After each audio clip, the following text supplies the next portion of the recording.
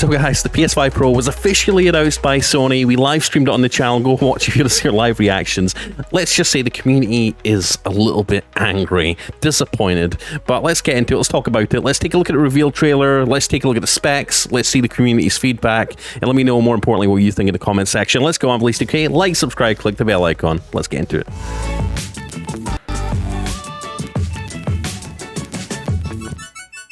Before we get into it, I just want to give a shout out to the SteelSeries Arctis Nova 7P wireless gaming headset. If you want to level up your PS5 experience, get that immersion, the high quality 3D audio, then this is the headset I recommend. SteelSeries Arctis Nova 7P supports PS5, supports PC, Switch, VR, and your mobile phone too. It has Bluetooth, a 2.4 GHz dongle for low latency gaming audio. It's got 38-hour battery life, and it's USB-C. It's got USB-C charging. It's the one to go for. I'll put the link down below in the video description to where you can go get it.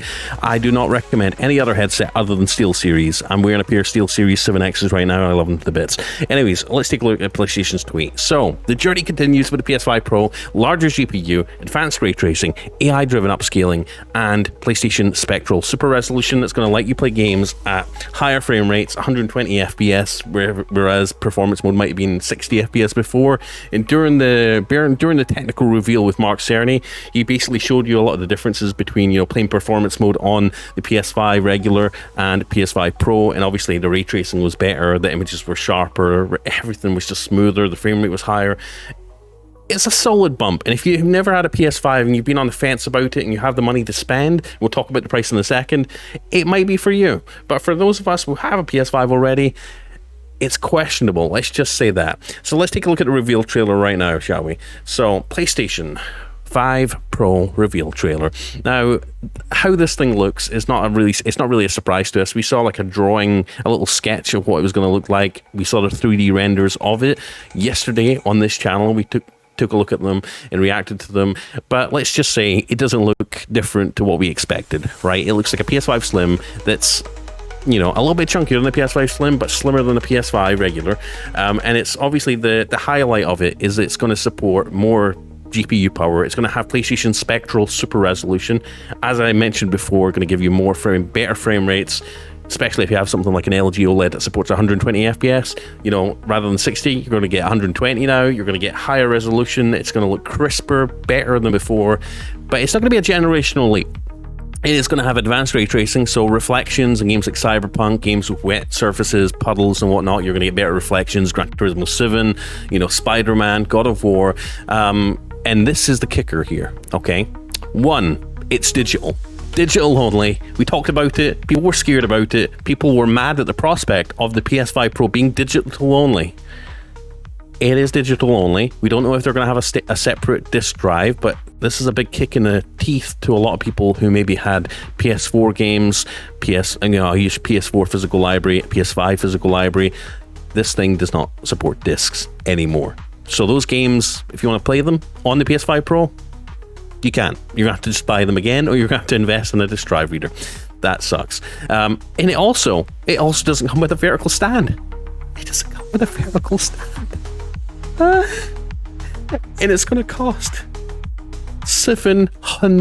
$700 base price. There's no two variants. There's not a 1 terabyte model and a 2 terabyte model. There isn't a disk drive model and a diskless digital model. Literally digital without a stand. $700, 800 euros, 700 pounds if you're living in the UK.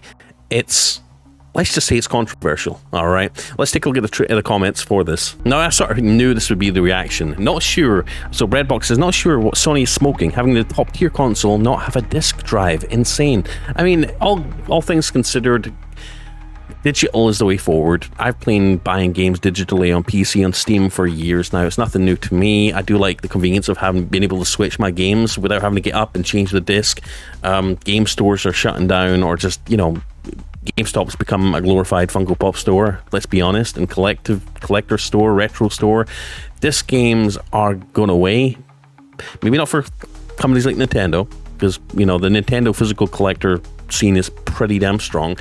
But sadly, it's looking like that's the way it's going now. And I think it has to go this way just for people to have a more seamless experience. If they do bring out a PlayStation handheld with local games that can support new games, hopefully they don't price gouge, but hopefully we could buy the game once for PS5 and also be able to play it on this new PlayStation handheld. Haven't bought it once, right? And you can only really do that with digital games. There's a lot of pros and cons. Let's talk about the pros and cons. So let's start off with the pros. So convenience. Digital games can be downloaded and played instantly without needing to switch discs. This ease of access is particularly beneficial for gamers who switch between games frequently. Portability. Your entire library is accessible wherever you go with your PS5, assuming you have internet access for initial downloads or updates. Obviously space saving. No need for physical storage of game cases, which can save your space in your gaming setup, but not your hard drive in your PS5. Game sharing. PS5's game sharing feature allows you to share your digital games with friends or family, provided that you're online. That is a good benefit too. No disc damage, so your game isn't going to be unplayable at some point if you drop it or scratch it up really bad. Instant updates. Obviously games and game updates, patches can be applied automatically, ensuring you always have the latest version without manual intervention. Cost efficiency over time. So when initial prices might be similar, digital games often see quicker and deeper discounts compared to the physical copies, especially after a few months. And obviously the environmental impact. The cons of digital games, there are many as well. No resale value. Unlike physical games, digital games cannot be sold or traded, which means you might not be able to recoup any of your investment. That does suck. And they need to find a way around that. They need to make like a second-hand market for digital games. That would be good. Internet dependency. Obviously, you need a really stable internet connection. But things with like Starlink now. So if you do live in a rural area, get SpaceX's Starlink.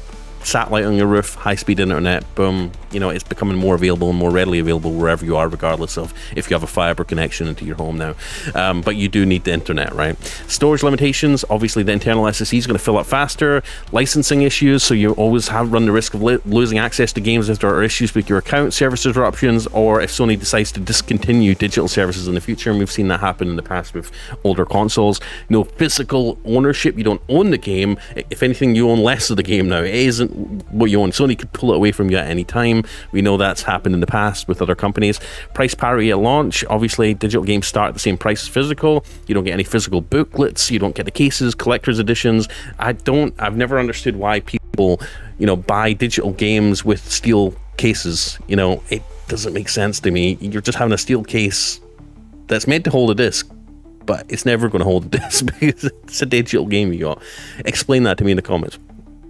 No lending or borrowing, so you technically can. You share your games with friends and family digitally, providing that you're online. You can kind of, but it's more of a hassle now. You can't just hand a game to your friend, right? Like you could with PS4. Remember they were promoting that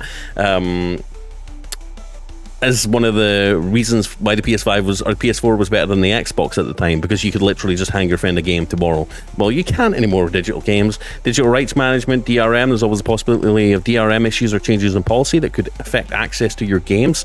Think of racing games, where they have to license out a lot of the car brands, and obviously potential for higher costs. If you decide to upgrade to a new console generation, you might need to repurchase games unless they're backwards compatible, or if there's a significant upgrade path offered by developers. We've seen this with the PS3, PS2 and whatnot. Backwards compatibility ends up being on the back burner typically for digital games. Now again, let's take a look at some of the comments here. Did Sony get possessed by Apple? €800 for a digital only console without even a stand to sit it on. $700 console, $30 stand, $80 disc drive. It's PS3 era all over again. It might as well be 800 plus at this point. Crazy Sony. €800 for the digital PS5 Pro plus disc drive, €120. That's €920, and that's without a stand. Schliebe. I can't believe Sony's charging $700 for a console without a disc drive. What were they thinking? $700 is crazy. Paid $399 for a PS4 Pro, which was around $100 above the PS4. $799 is absolutely ridiculous. We're seeing a lot of European people here. No, actually, $700 for no standard disc drive is just insane. It's the same old stuff. Let's see what people have to say on X. It's the same. €800 with no disc drive. People are going crazy over this. Everyone's reaction to $700. Yep. Pretty much my reaction.